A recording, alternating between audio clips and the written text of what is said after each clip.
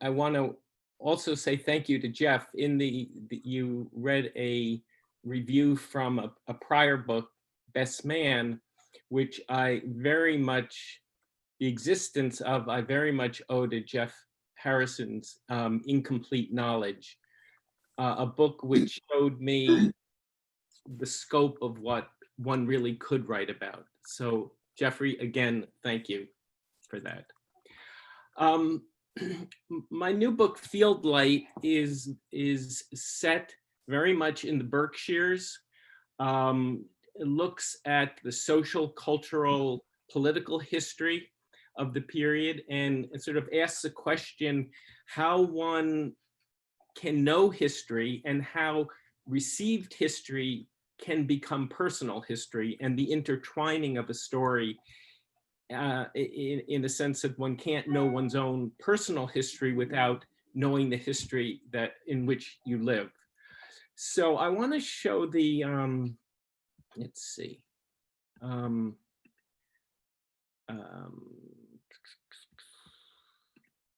This is the cover of the book, and in many ways it begins on a back porch.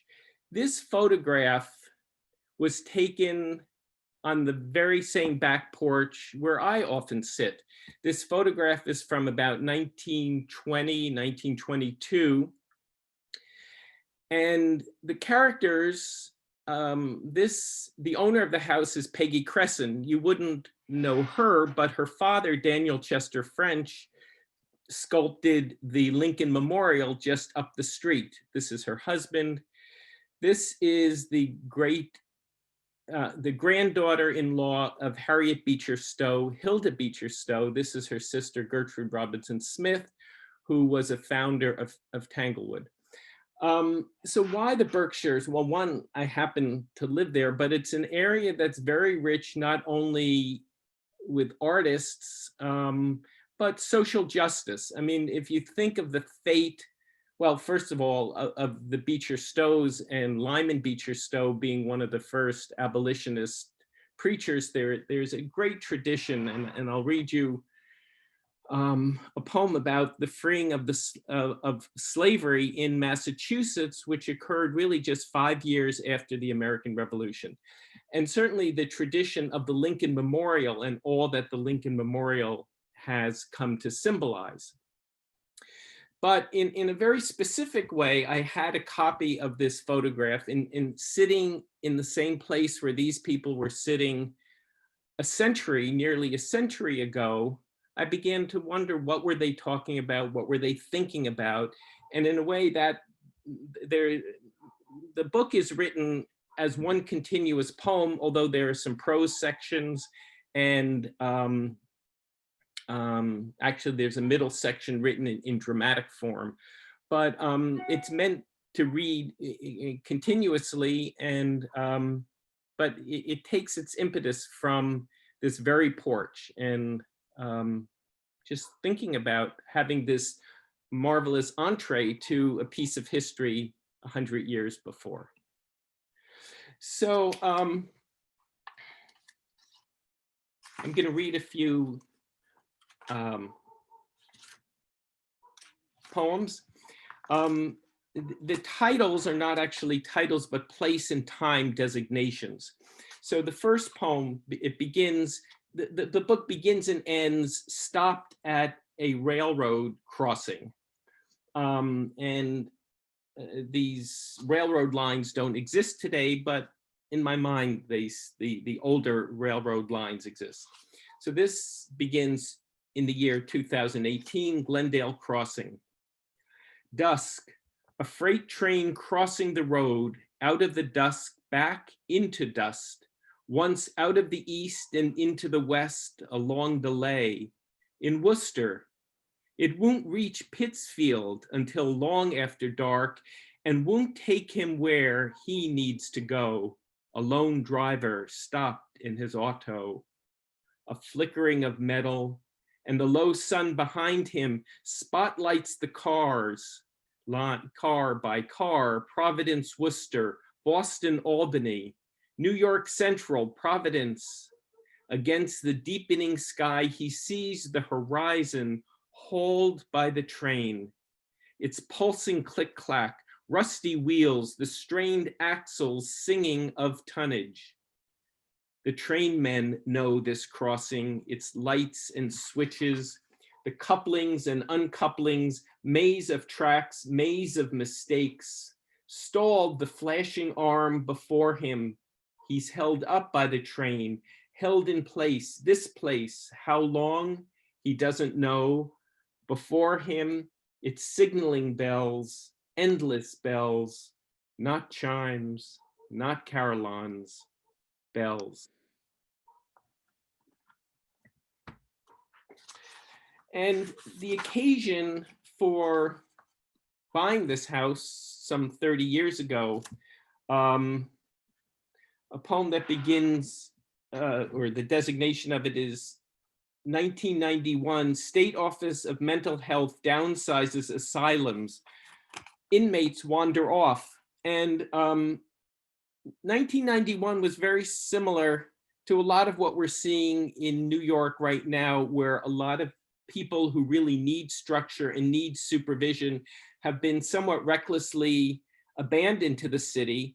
And there's a lot of mayhem going on. And I wondered whether or not to include this, but it feels very much that 1991 has come a full circle to where we are today.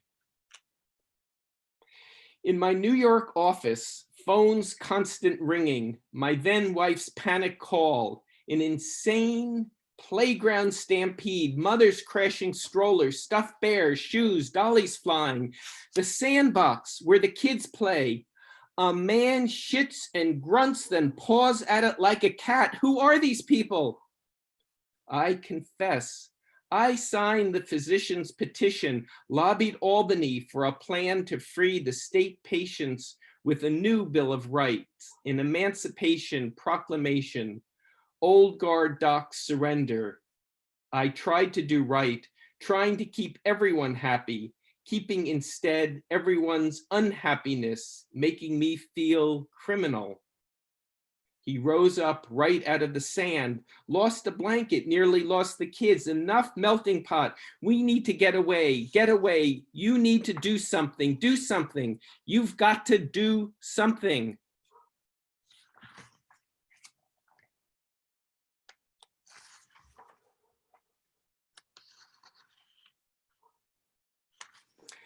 I'm going to skip some sections. There's, well,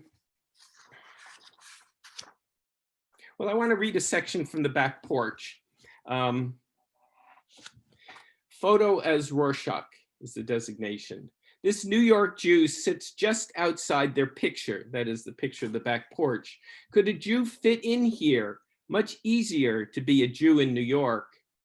As the Anglicans sip their iced and minted sweet tea, 1922, already 5 congregations have formed just 10 miles north in Pittsfield. 1861, the war between the states 6 months into its battles with its own trumpeting. And then in the year of the shared iced tea, Jewish farmers 8 miles south in Great Barrington formed their own congregation, Ahavat Shalom, Lovers of Peace. Great Barrington, where Du Bois was born in 1868, attended the Clinton AME Zion Church. Preachers often praised the shofar's call of freedom. Mr. and Mrs. Cresson, Mrs. Beecher Stowe, Miss Smith, Dr. Lambert, lovers of peace and all humanity, they believe. Now a Jew just sits just outside their midst. Hello, hello. Dr. Lambert would never have acknowledged him. He would not have been Dr. Lampert's colleague in 1922. He'd have been barred from colleges of medicine. A little later, resting on his chest, rising and falling on his naps, inspiration, respiration, passing through. Another Jew passing beyond eyeshot of the photo, Stanley Kunitz, as if Kunitz, this moment, sat companionably with him. On break from his work, as a Worcester Gazette journalist interviewing the artist protesters at the home of the presiding trial judge, the US versus Sacco and Vanzetti. As if Kunitz were a grandfather he never knew, born, raised not far away in Worcester, and in the same year, 1922, he begins his studies at Harvard. Kunitz is later denied pursuit of a Harvard PhD by Professor John Livingston Lowe's, English department chair, Coleridge scholar, who tells him the Anglo-Saxon students would resent being taught English by a Jew. That's actually a fact.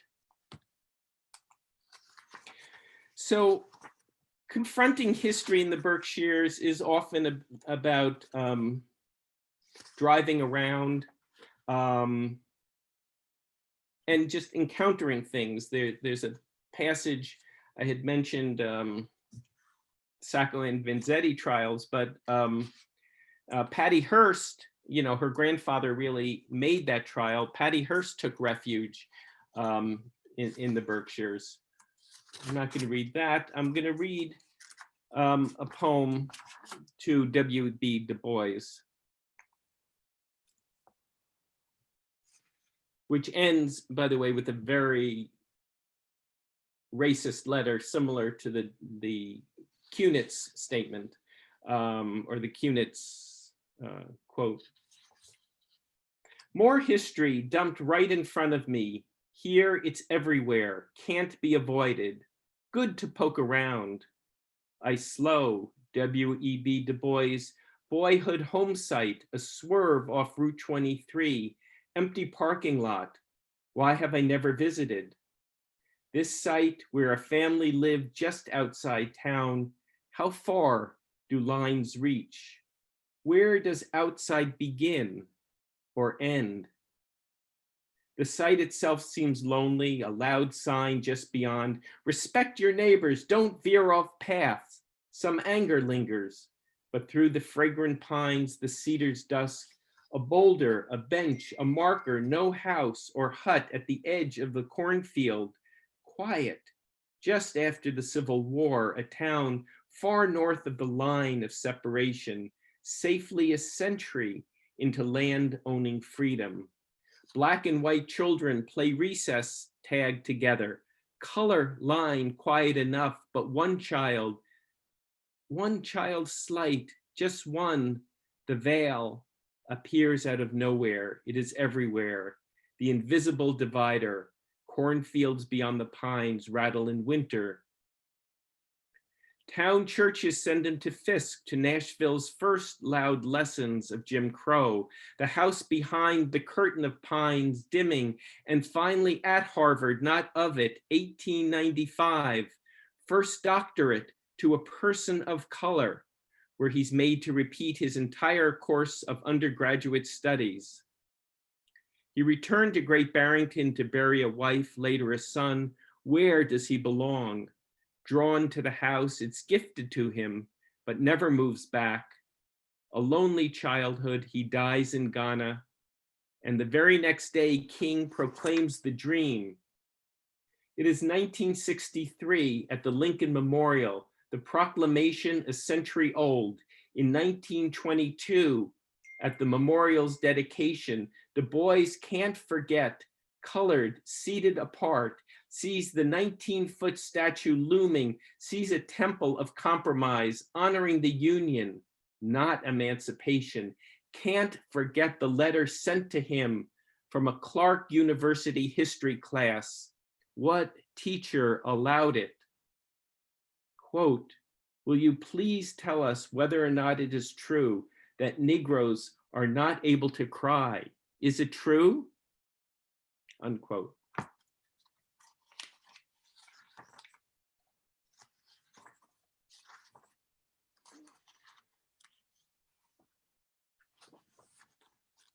Jason, when would you like me to read until? I muted. I didn't check on the time. I don't know. I mean, we sort of say 20 minutes, so. Okay, maybe another 10. Okay. Okay. Um,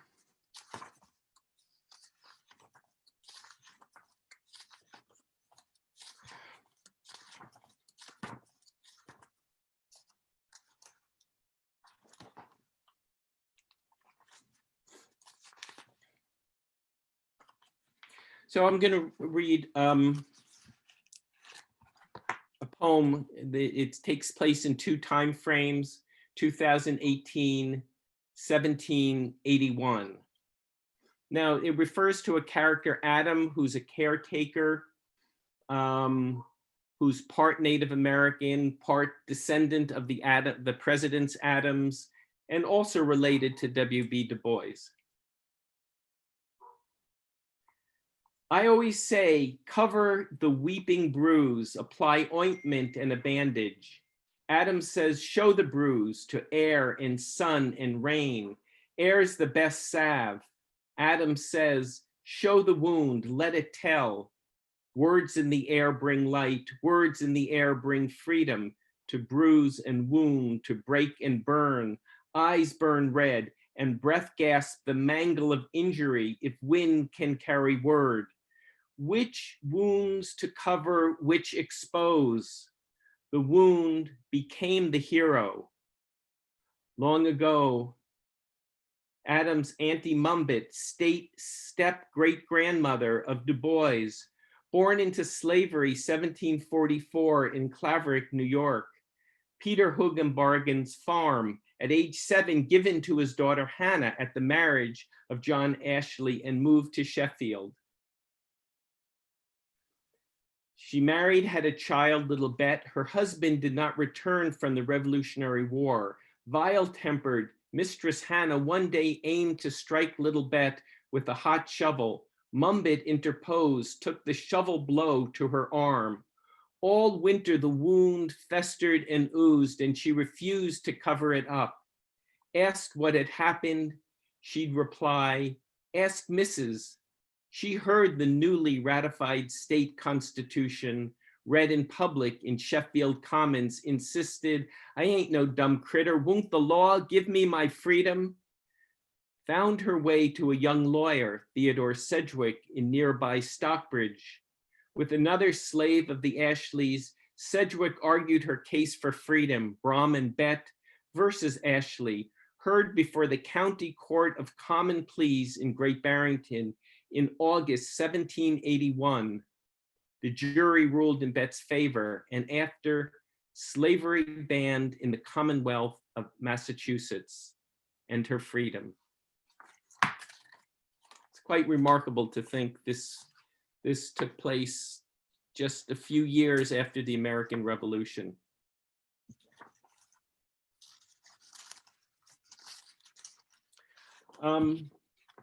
Now from French's Summer Studio, 2018, 1929.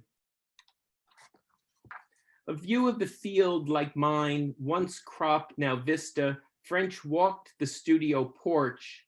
How much of its light could his mind hold? He carried the light of these acres with him, sculpting his Lincoln. Each day he'd wheel the model onto the studio's side, outside. Even now he wanted to see his Lincoln outdoors again, couldn't let the statue rest. Shadows worked like another set of hands, changing the face. Who is this Lincoln? The dedication already 7 years ago.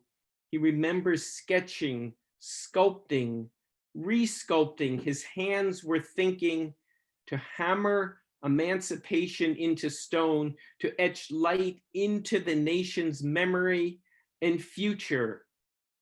Lincoln's right hand is open, the left clenched, a foot ready to stride forward, one hesitant in the next step he will take.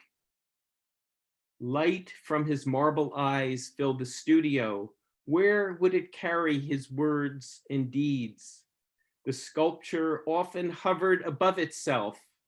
He knew the marble's flaws, but the man's, back in the studio, in the waning light, he regarded another which would be his last rendering Andromeda, stone smooth as skin. Was it love chained to a craggy rock? or the guilty myth of a parent's error bound into his child.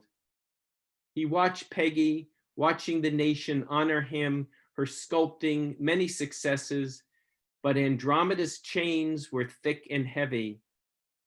I imagine his nightmare. A vandal chisels through the chains that hold her.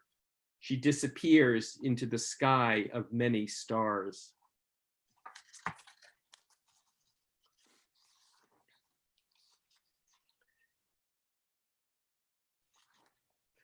And then there follows some father-daughter poems.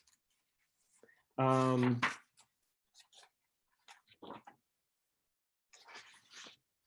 I'm going to read a poem, The Fate of the Lincoln Memorial. Place of this, the National Mall, Washington, D.C. On the mall in front of the monument where Daniel Chester French's Lincoln sits, 1922, Memorial Day, dedication of the monument, 50,000 people attend. 1925, Ku Klux Klan, 40,000. 1939, Marianne Anderson barred by the DAR from the National Cathedral, 50,000, and nationwide radio broadcast. 1945, Nazi genocide, 400 rabbis. 1959, MLK, give us the ballot, 25,000. 1963, MLK, I have a dream, 250,000. 1969, national mobilization, end the war in Vietnam, 600,000. 1989, March for Women's Rights, 500,000. 1993, LGB Rights and Liberty, 800,000. 1995, Million Man March, nearly 1 million. 2004, March for Women's Lives, 1,100,000. 2017, Women's March Against Trump, 1,500,000. And so the numbers grow.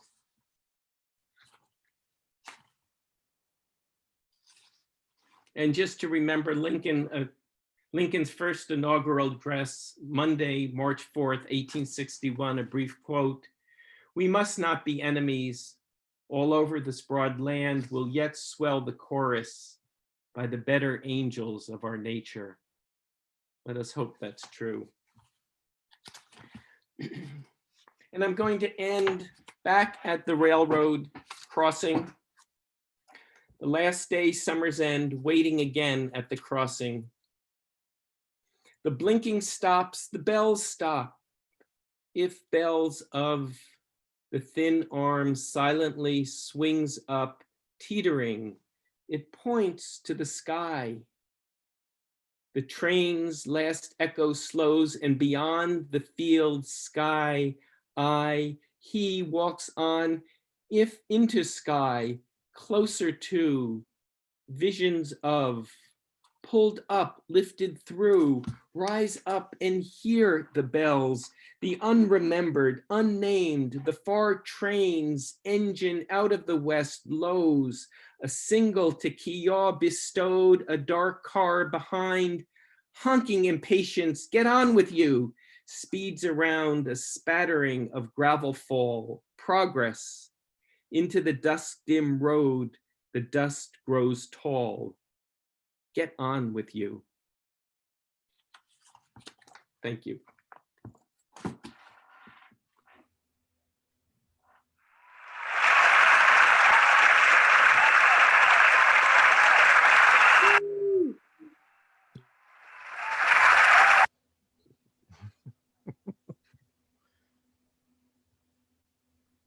John's been working the sound effects. Yeah, we're trying to turn into one of those radio shows that they used to have in the morning where the guy would hit the buttons. But thank you so much, Owen. That was amazing. That was really, really great and obviously very timely. Do we want to take like a 5-minute break before we hear from Jeffrey? Typically at the bar at this point, I don't know who out there has been to the actual KGB Monday Night Poetry before, but we will take a 5-minute break to refresh drinks and then hear from our second poet. Does that sound good to you? Entertain questions if during a break too. Sure. Sure. I actually have to do some housekeeping stuff. So your break has begun. Now is break the has time to run to get Okay. the beer from the fridge or to, pour a little more rum in. So as you know, KGB, we're not there, and they're a bar, and they make their money from selling drinks. And so if you can support KGB, think about whatever you would have spent on drinks tonight. That'd be really helpful. So one way to do that is through the Fundly website, and you can see the KGB literary landmark.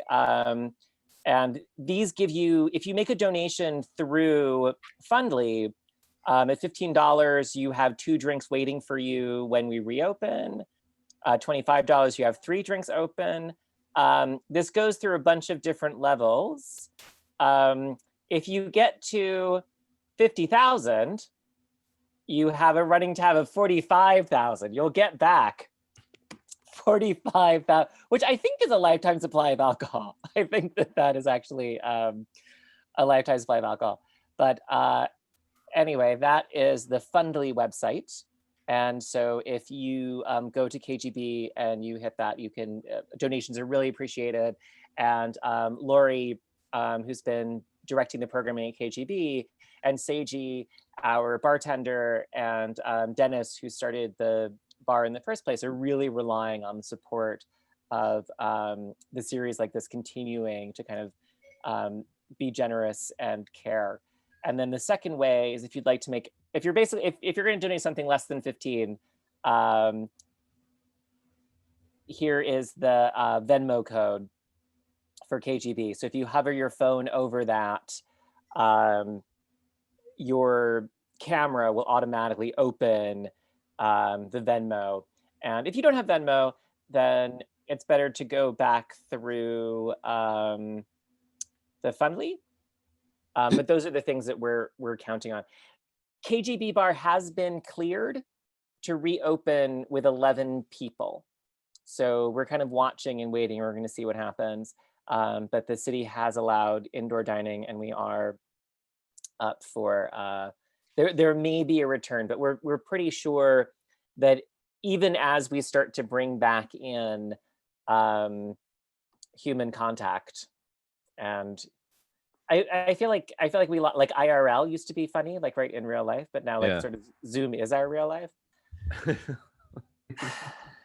I don't know, but we'll definitely maintain a virtual space even as we kind of return to the physical space, at least for a while. And we're not rushing back in.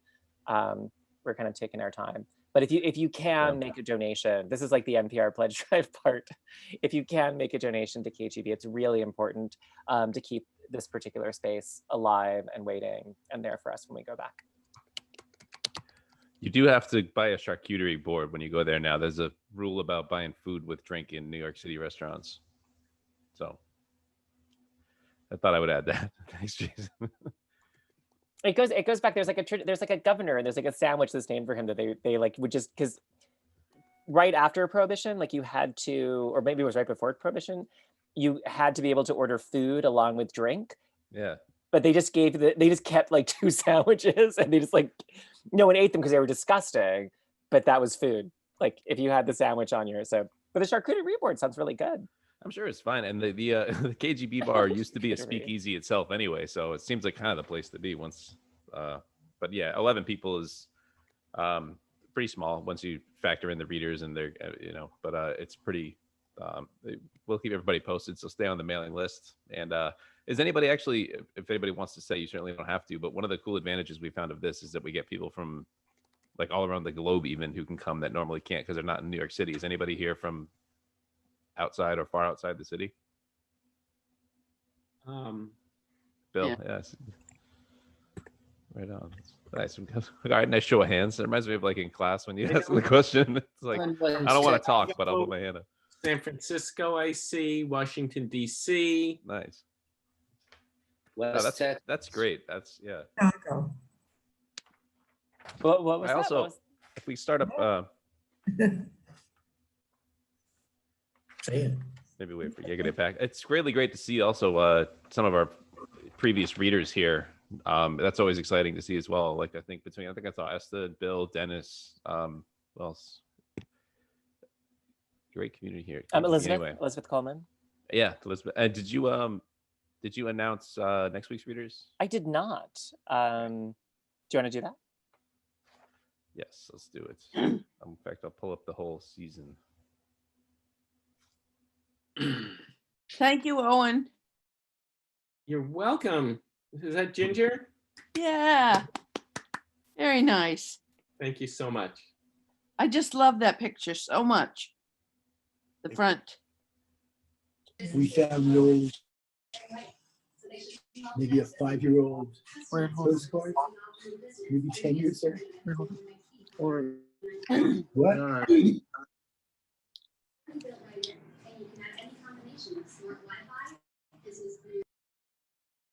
Sarah Gutkowski and Matthew Thorburn next week. All right. And following November 2nd, Patrick Donnelly and Charlie Clark.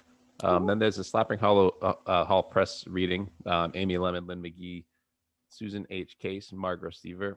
Then we have Elaine Equi and Jerome Sala on November 16th. November 23rd, Fiona Shea Lorraine and Nate Klug. And November 30th, we're having our post-Thanksgiving open mic, which we do annually. And anybody who wants to come in can like read a poem, and it's kind of this fun gong show type thing. And whoever wins it, there are scorecards and such. And although, Jason, we got to figure out how to do that virtually, the scoring. Yeah, that's going to be a rough one. Yeah. We're going to have to make like a Google Doc or something. Yeah, but it's sort of a silly event, but yeah. The winner gets to pick any bill to read with the following season.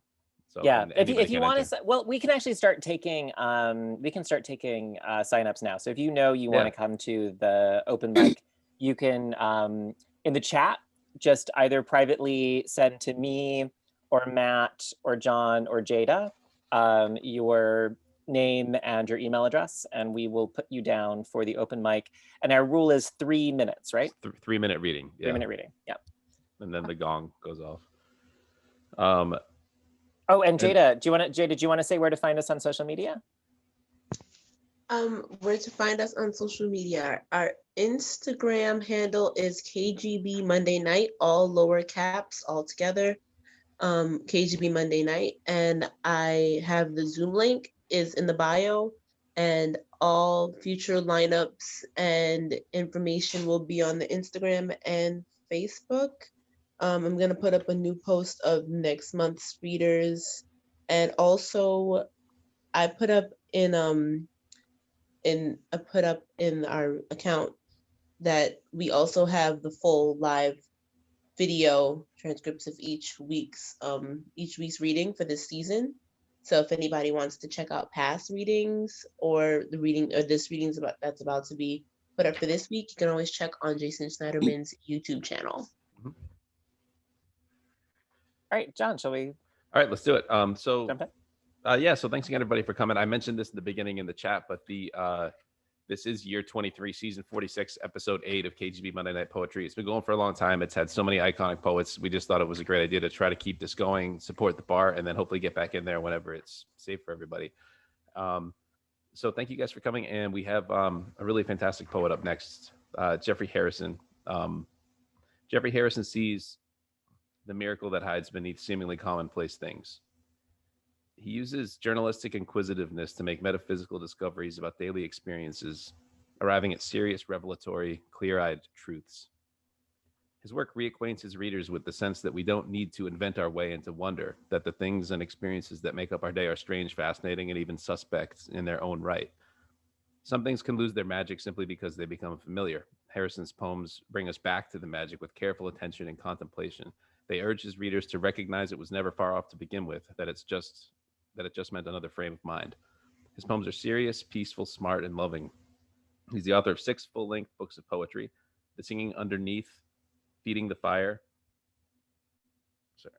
Incomplete Knowledge, are all prize winners. And a selection of early poems, The Names of Things, was published in 2006 by Waywiser Press in the UK. He's a recipient of Guggenheim and NEA fellowships, as well as other honors, and his poems have appeared widely in magazines and journals: Best American Poetry, Pushcart Prize Anthology, Poets of the New Century, the 20th Century in Poetry, and other anthologies. And he's been featured in the Writer's Almanac, American Life and Poetry, Poetry Daily, and other online and media venues. He has taught at a number of colleges and universities, as well as at Phillips Academy, where he was writer in residence, and he lives in Massachusetts.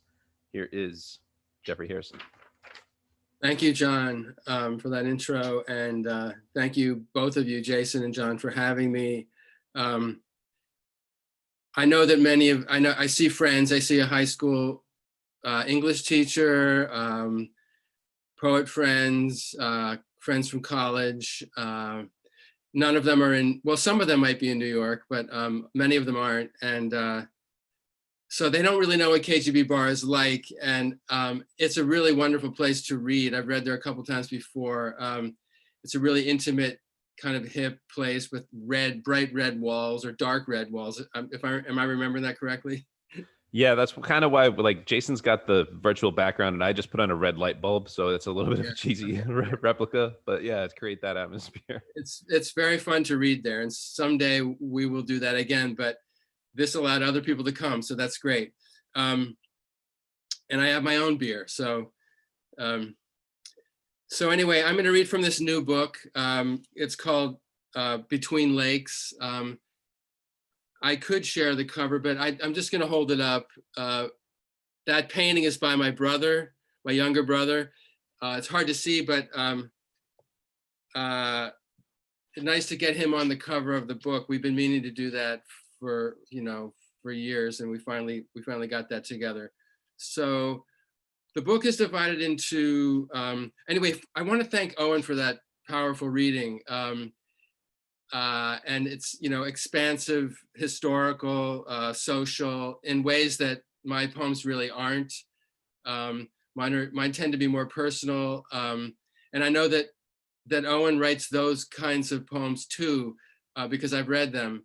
But wonderful reading. And anyway, this book is divided into 4 sections. The middle 2 are about my relationship with my father and his final illness and death, but it starts with a more sort of innocent section before all that emotionally fraught stuff happens. So this early poem in the book is called Varnishing Days, and it's just basically comparing late spring days to an unfinished painting. There used to be this tradition, especially in England, of hanging the paintings before they were finished for the show, and then the painters would come in and finish them and put finishing touches on them. So that's kind of the metaphor of this poem, Varnishing Days. These days between late spring and early summer are like paintings already hanging but not yet finished the week before the summer exhibition, still waiting for their final touches and smelling of linseed and turpentine. Everything fresh, the paint still wet, the taut sky primed with a wash of blue. The Siberian irises not yet unfurling, their buds still tight, look like paintbrushes saturated with ultramarine. Buttercups spatter the meadow with yellow. From an arbor of scribbled vines, blossom clusters of wisteria dangle, glistening with last night's rain. A wood thrush calls in liquid trills from deep within the background's mass of pale, soft greens. The air chills while the sun warms the scene. May these days remain unfinished a while longer, with no artist jostling his way in to apply some final flourish or a coat of varnish that will only darken. Let the bumblebee fumble among the blossoms. I don't know if any of you saw that movie, Mr. Turner, but it shows Turner coming in and doing this kind of final flourish to one of his paintings. I love Turner, but so in the poem, it's the kind of thing I'm saying I don't want. So now, Jason, maybe you could share that that painting, that Piero della Francesca painting. Beautiful. Okay, there we go. This is one thing you can't do in a bar, but you can do on Zoom. So it's kind of fun to share the screen and show things. So This next poem is called Sharing a Painting. There are a few poems in the book about sort of sharing an experience, which is kind of what poetry is anyway.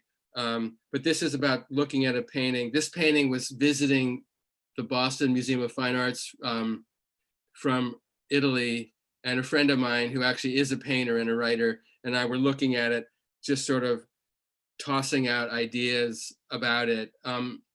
Just so you know, I know that some of these things in the poem, I mean, somebody read the poem and said, you know, a lot of what you say about the painting is actually wrong. You know, there's all those things symbolize specific things, but, and I know that it's not a piece of art history. But we're just sort of experiencing the painting, sort of joking around a little bit, and then sort of feeling the full weight of the painting. Sharing a painting. For half an hour, we had the painting mostly to ourselves. And the longer we stood there, taking it in together, the more the people drifting around us seemed to disappear. We spoke quietly when we spoke at all, as though trying not to discomfort the mother and child, though they seemed imperturbable, inhabiting a world apart. Along with the two angels who stood behind them on either side, vigilant, looking in different directions, like I said, celestial Secret Service agents. The one in the blue robe, head globed as though in a space helmet, fixed us in his gaze and seemed to be guarding a back room that you said looked inviting, illuminated by a slanting beam of tangible sunlight. I couldn't help remarking that the basket of gauze cloth behind the other angel looked like a pie topped with meringue, placed on an upper shelf to cool, beyond the reach of mortals. We marveled at the tenderness of Mary's delicate fingers cradling the feet of the child, who appeared to weigh several pounds less than if he'd been part of our world. He shared his mother's pensive serenity, had the face of an old man he would never live to be, and wore a coral pendant like a branching artery. He held his right hand up as if to call for silence, but we were done with talking. It was just the two of us and the four of them in that unearthly stillness. Okay, Jason, you can remove that. And maybe put up the Gary Winogrand photograph.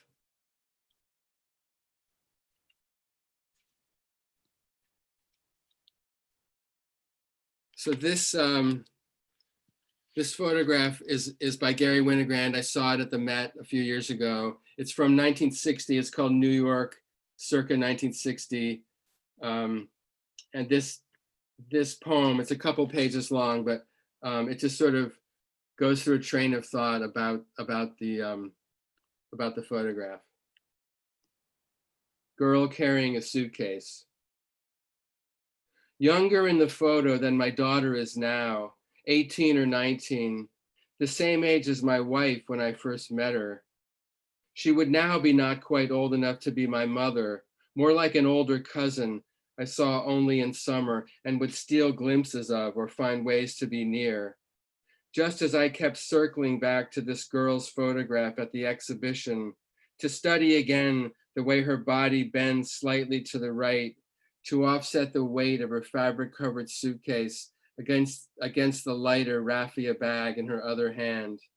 The tapered cut of her sleeveless dress, printed with black-eyed Susans, one centered over a breast, and the way her silver bracelets gather at her wrists, below the almost dimples on the inside of her elbows, the photo's shadowed foci. And since bringing home the postcard I bought at the museum shop, I've been searching her image like a figure recovered from my own past. Someone I almost recognize, though her head is veiled in glare, and her hair coming loose from her braids conceals the right side of her face. She gazes downward toward the sidewalk she has just stepped onto from the busy crosswalk, unhurried and alone amid the crowd of the city she is either leaving or returning to, but not arriving in for the first time. She is too unguarded, lost in herself, thinking perhaps of whoever she has just been staying with or is about to visit. Someone who, whether cousin, friend, parent, or lover, must surely adore her. If only I could find her and show her this photograph, which almost certainly she has never seen, since it was printed for the first time only recently, decades after the photographer's death. Or at least send her this postcard I've been keeping on my desk these last few weeks, giving this stolen glimpse of her past back to her, so she too might be taken by this young woman who was once herself, like someone held dear who left long ago, then one late afternoon shows up at the door. Okay, and then maybe put up that, this is the last one of these I'm gonna do, the last image. If it's annoying anyone, this will be the last one. So put up that Laocoon, if you can, Jason. So I only wanna show this for a second because the poem's not really about this sculpture, but it refers to this sculpture. I'm sure most of you know this sculpture, it's in Rome. So just get that in your head. So Laocoon is this, it comes up in classical mythology, and there's several different versions of the story. One is in the Aeneid, and there's different reasons in the stories why he was punished by one of the gods. One is that he told the Trojans about the Trojan horse. Anyway, the poem is more about not knowing that, so it doesn't totally matter. Okay, so now let's get rid of that. You see the snakes though, yeah. Okay. So, okay, this is called Laocoon. And, you know, I referred to the wisteria in that first poem. The wisteria is in this poem too, in a very different way. It's a very different kind of poem. Laocoon is what I've named the wisteria growing at the back of the house. Its thick vines twisting like serpents around the invisible figure I imagine struggling, as in the famous sculpture at the Vatican. Or maybe I'm the figure grappling to cut the tentacles back so they don't engulf the house, my two children having escaped by growing up and moving away, while I've been left behind to battle this writhing monster of a plant, sent by some god as punishment for a crime that's different in every version of the story, and no one, including me, remembers for sure, though I know I must be guilty. I always feel guilty. Okay, so I'm gonna move to the middle sections of the book that are sort of about my relationship with my father.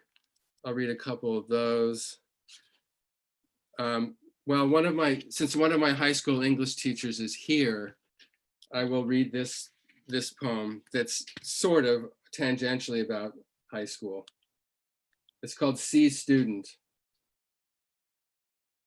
The world should be run by C students, my father liked to say. He especially liked to say it to me because I always got A's. He, of course, always got C's, a fact he cited with self-deprecating pride, as though it were the firmest possible proof of one's good character. Whereas getting A's meant you were a show-off, or a panty waist, or worst of all, an intellectual. So while other fathers were lecturing their sons for not living up to their potential, I was being mocked because in his book, getting A's was a mark against me, my own scarlet letter worn invisibly on my chest with a strange combination of pride and shame. Sometimes I threw it back in his face. Maybe I don't want to run the world. No, I can still hear him say, you want to stand on the sidelines and criticize it. Fair enough, but even after I grew up and found my way, he never stopped saying the world should be run by C students, and I never doubted it was directed at me, though I did begin to wonder if he was right. He didn't run the world, but he ran a company, whereas I, as he might say, have never run a damn thing in my life. Okay.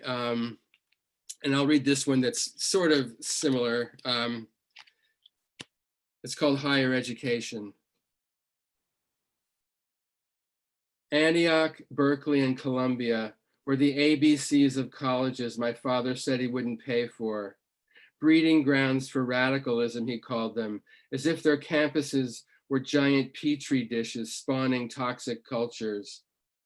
Our own pathology was pretty toxic at the time, both of us stubbornly refusing to learn anything about each other or about ourselves for that matter, stuck in a rudimentary pattern of defining ourselves as opposites.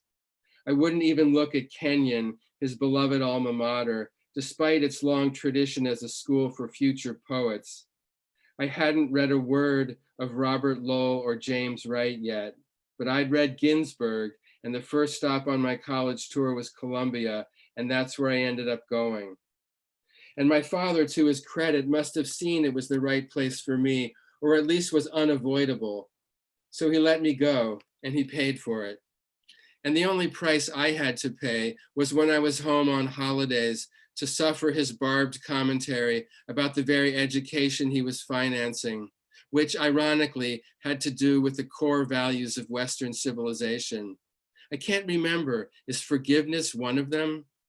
We both got a C in forgiveness, but later bumped it up to a B- when, in a surprising twist, my son ended up at Kenyon. My father took real pleasure in that, though he was already dying by then. I thought of him at graduation, how proud he would have been for his grandson, who, he might have joked, was a better student than he had ever been. All our ignorance put aside at least for that one day of celebration. All right, so I'm going to move on to the next section, which is really mainly about my father dying. He always seemed about 10 years younger than he was, and but then he got a brain tumor, and yeah, so that was awful for all of us. There's a bunch of poems before he dies, but I'm gonna read one that takes place on the day and the night before he died. It's very short. It's called Last Advice. The night before my father died, I dreamed he was back home, and I in my old room on the 3rd floor, and he was calling up to me from the bottom of the stairs some advice I couldn't hear or recall the next day when, standing over him back in the ICU, full of the chirping of machines we had decided to unplug, I remembered the dream and heard him call my name.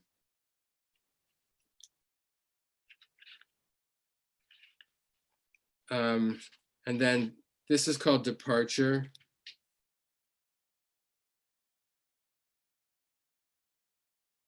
What we thought was his last breath wasn't. His last breath came maybe 30 seconds later. Then my brother and I waited for the doctor on duty to come in and make it official. It shouldn't have surprised me that the doctor was a woman, but it did, and even more that she was young and beautiful, her big, kind, dark brown eyes not yet hardened by her profession.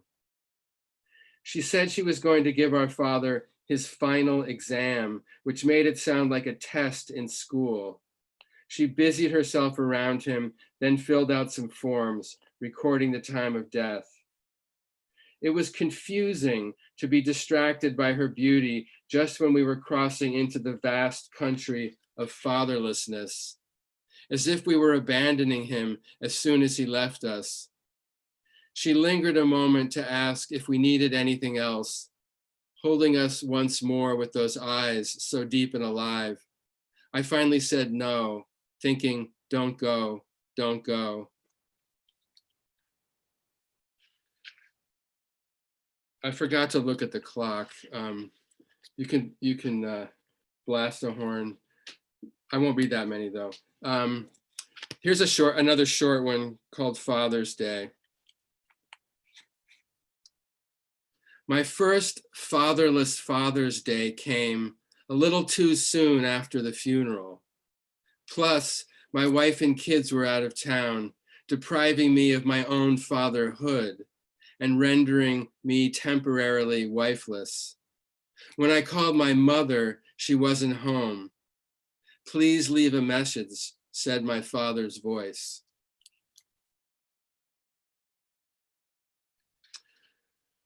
Okay, and this is called Double Visitation, also pretty short. It's another dream poem. Maybe one or two of you know that, Owen referred to my book that came out 2 books ago, Incomplete Knowledge, all about, well, half of it's about my brother's suicide. This book is a lot of it's about my father's death, but they both come up in this poem. It's called Double Visitation. There I was with my father again, alive, walking around the backyard together. And I hardly noticed that it wasn't our backyard, or that he looked like he was in his 50s. We were laughing at something, joking around, each comment making us laugh even harder. But then he was crying and I didn't know why. His face contorted, unable to speak. I turned and hugged him and whispered in his ear the words I wanted to say and he wanted to hear. And as if I had uttered some magic formula, I found myself sitting in a movie theater beside my suddenly alive again brother. The movie ended, and as the credits rolled, we both agreed that it was good. Then I said, but I fell asleep for part of it, and started telling him the dream I'd had, how our father had visited from the dead, and what I'd done, and to show him, did again, whispering those same words to my brother. Now my mom is here on this Zoom call, and I wasn't going to read this poem, but I think I will end with it. It's a little bit longer. There's so many poems about my father in this book, but there's only one about my mother. And it's set in the Adirondacks, which is depicted on the cover of the book. And on the literal level, it's what the lakes are of the book's title, Between Lakes. We've gone there. I mean, my mother has gone up there since she was a little girl. It's called Morning Row.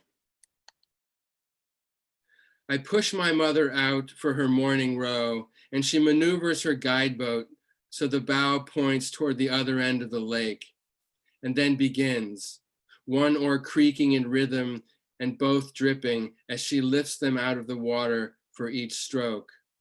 But those sounds grow fainter as she gets farther away until, leaving the bay and entering the greater lake, she's entirely beyond earshot. The sky a blue dome of silence enclosing the lake.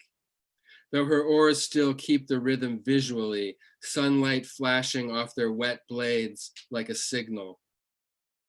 She rows down the lake's mile length, past boathouses whose owners have changed more than once since she was a girl, but she still knows them by the old names, Jones, Palmer, Turnbull, Maurice, Snow, as if she were rowing into the past, and she thinks perhaps of her summers, of the summers she spent here with her maiden aunt and the English boy who came over during the war.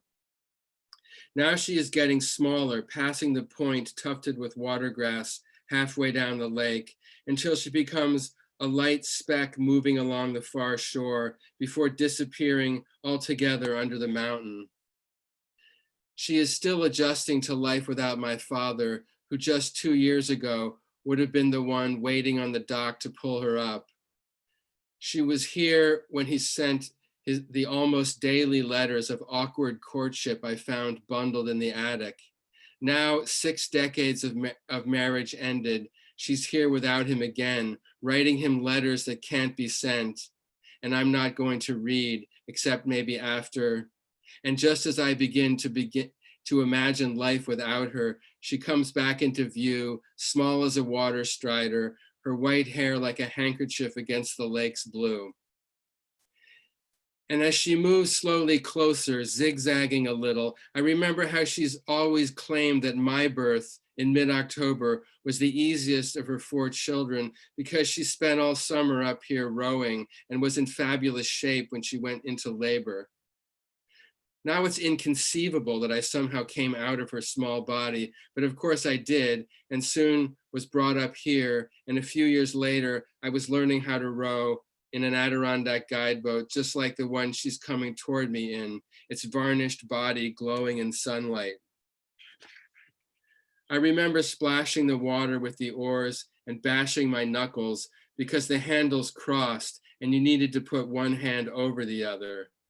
And there were always the danger, there's always the danger of crashing into something, since one of the principles of rowing is not being able to see where you're going.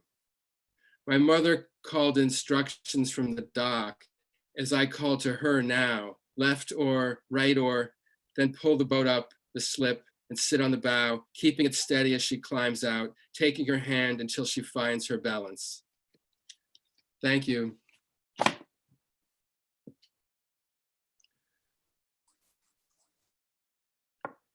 So, John will be here with the special effects in a second. okay. There it comes. Okay. Otherwise, I'd feel left out. Yeah, and I put in the chat.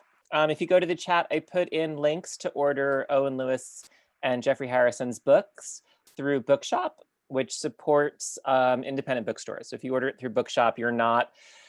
I mean, not that we don't like Jeff Bezos, and he's doing wonderful things with the Washington Post, but we don't need to support Amazon, and we do need to support small bookstores. So if you order through the links that we put in the chat, and also welcome to Martha Rhodes, who is Jeffrey's publisher and the publisher of 4-Way Books. Oh, she's here? Good. Yeah, she joined us for the reading, so welcome, Martha. Nice. Hi, Martha. Great. Well, does anybody have any questions for our readers? Thank you so much, Owen and Jeffrey. That was fantastic. And wow, yeah, sometimes these things really do work. And I do, as you were saying, I love the idea that we can get people from all around the world. And one of the innovations of this, I think, is that when we do go back to the bar, we will still be able to maintain that quality. So if anybody has any thoughts or questions for the readers, that would be a good time. Oh, yeah, by the way, while we're waiting for the first question, Margot Stever, who you're having later, is my cousin. So, so there's a nepetism problem at KGB. Yeah. Well, I read it last night. I read it at Hudson Where? Valley Writers Center. So that really was nepotism. Yeah, because she started it. Yeah. That's exciting. All right, maybe to get us rolling, I'll ask one of Owen. I just had maybe this is like probably not too political. You mentioned the inauguration speech for Lincoln, 1861, calling on the better angels of our nature. Obviously, you know what happened for the couple of years after that. So I'm wondering if, do you have any thoughts about the kind of modern version of that? Like, are we sort of, I feel like what you're saying, like that kind of sharp division where just no one wants to listen to the other and that sort of thing is very real right now. So what are your feelings? I mean, I think Lincoln knew he was going to be going into a war. Mm-hmm. And I don't know if he quite imagined how devastating it would be, but just to have the notion that at one day we have to be listening to each other again, right? And I found that so inspiring that I put that snippet in. Yes, we have. It seems impossible. I mean, I hardly talk to anybody who has different political views than I have. Mm-hmm. Right? So who are we talking to? But just to remind ourselves, there are 3 sides to every story, and hopefully, basic rights get put back in place, and we'll have conversations in the future. Let's not forget the capacity to have conversations. Yeah, thank you. Anybody else have thoughts? I often make the joke that, and this would be maybe true of Owen too, that there's often not that many questions because my poems are so easy to understand. What did you mean in stanza 3? But there's always the questions about practice. I mean, I'll say that too. I was wondering if has the whole COVID-19 era quarantine thing affected you in terms of making you more prolific, less prolific, writing about new, unexpected things? Well, for me, I mean, you would think you have all this time and you'd be writing, but I don't know. I've been very distracted, not that productive. I mean, I was reading proofs for the book for a lot of it, so that was actually a good time to be doing that. But not a ton of poems being written by me. I don't know about Owen. Well, I'm into something that may assemble itself as the next book, but the one thing that's different, I find I'm spending a lot more time on each poem. Many more versions than I'm used to. It's maybe these times really contribute. I mean, to write a poem, you've got to be obsessive to begin with, but I think a lot of that's being directed into, going over and over and over. So many more drafts of poems. So time, at least, is sometimes yeah. I would say I talked to a lot of people who felt the same, and I did myself also. First few months, you would think you had all this time, you might be producing stuff, but sometimes it's not. It's just not like that. And then also maybe a level of obsessiveness when you do make something. Yeah. It's sort of like the puzzle phenomenon or whatever else people are doing. Other thoughts or questions from anybody in the audience for our two poets or other curators? Oh, and did you write any COVID poems? Not that the world needs more of them, but yes, but there's a certain slant. I've been in Massachusetts since about March-ish, and most of that time I've been living. My wife and I have been living with our youngest daughter, her husband, and our first grandchild. So from like 1 month to now, she's almost 9 months. So to me, it was such a strange juxtaposition, what was going on the outside and having this chance to watch this baby grow. So it enters into it. And I thought it was so ironic driving with her. So one of the poems is called First Inoculations, driving with my daughter and her to get their first, for the baby to get her first inoculations. And here we are, I was recalling all the things that one could not inoculate against at a certain point, and would we ever be able to inoculate? So this kind of reverie about inoculation. And so some other poems that have kind of come in as background. It's not always foreground. That was one that was particularly foreground. Yeah. How about you? Any? I wrote a couple. One I think turned out to be a keeper. The other one was like out of date in 2 weeks. It just, it was about that specific period. It was kind of funny, and then things stopped being funny. So I think that one's just one for the desk drawer. But yeah, not a ton. I mean, there's a lot of them out there. I mean, I'm not sure we need more. Maybe we need other poems about other things. Jeff, I have a question. Yeah. I was wondering about a poem that you'd written about your grandfather in one of your earlier books, and the linking of the memory of your grandfather, your brother, and your father.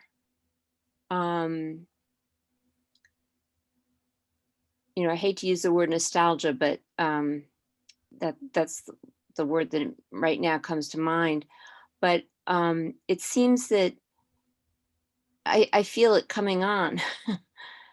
Have you already written that poem or something like that?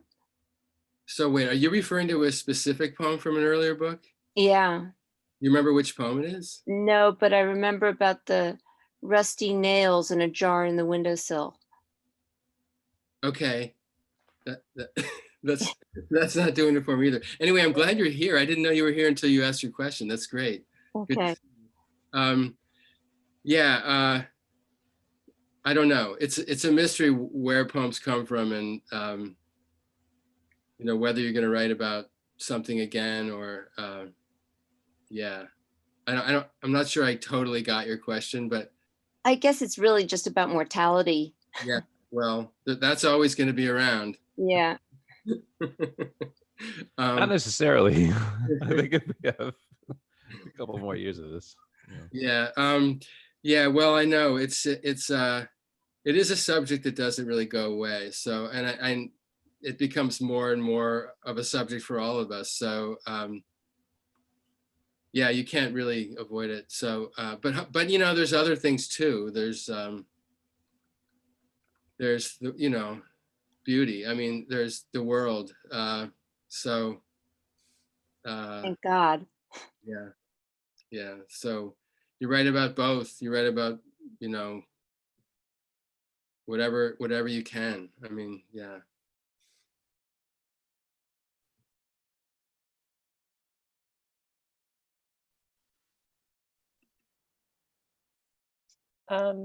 Okay, so I'm gonna stop the recording. Okay. Thank you everyone